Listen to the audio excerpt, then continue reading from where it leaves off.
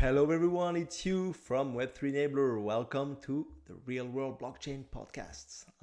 Today Gauthier is out at a blockchain event, so I'll be hosting solo, but I really had to jump on here and react to one of the biggest stories shaking up the crypto world right now.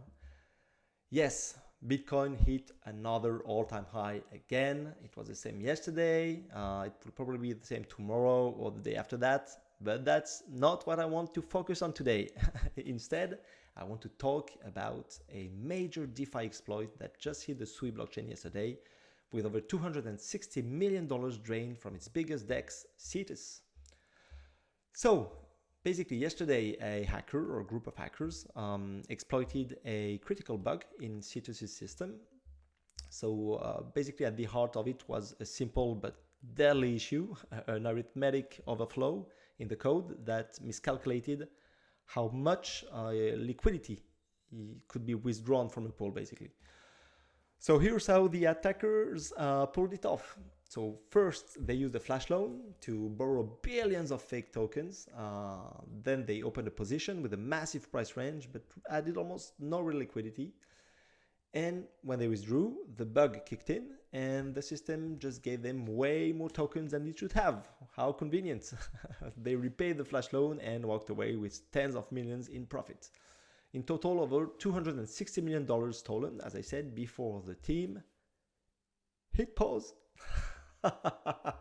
Sui validators managed to freeze over $160 million of the stolen funds before the hackers could fully launder them, basically, even though apparently some of the assets were already moving to Ethereum and Tornado Cash. Cetus has apparently fixed the bug since then and resumed trading. They shared a full breakdown of what went wrong, etc. And they are now working, obviously, with security experts to tackle the remaining issues, I guess. But there's a big but. While the quick response helped limit the damage, it also raised some deeper questions about how much control validators really have on the Sui chain. So what does it tell us? Well, first, that the DeFi space is still maturing, right? I mean, even next-gen blockchains like Sui are vulnerable when protocol code isn't airtight. And second, centralized recovery isn't decentralization. Let me repeat that. Centralized recovery isn't decentralization. Yes, freezing stolen funds may have saved users, but it also showed how much power a few validators hold and how quickly they can override unstoppable code. Which brings us to a bigger point, which is if we believe in crypto's original vision, which is transparency, immutability, permissionless access, then every event like this should be a wake-up call, in my opinion. DeFi should not rely on centralized teams or admin keys to save the day, and smart contracts need to be battle-tested, audited, and ideally governed by code and or community, and not a handful of validators like on Sui.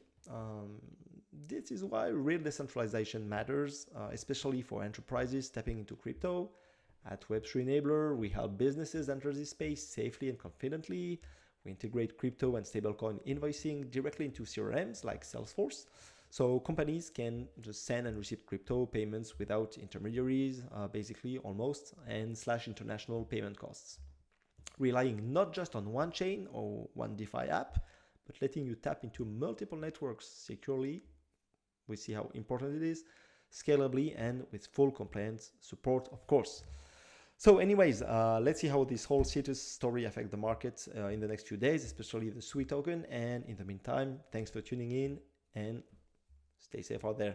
Cheers.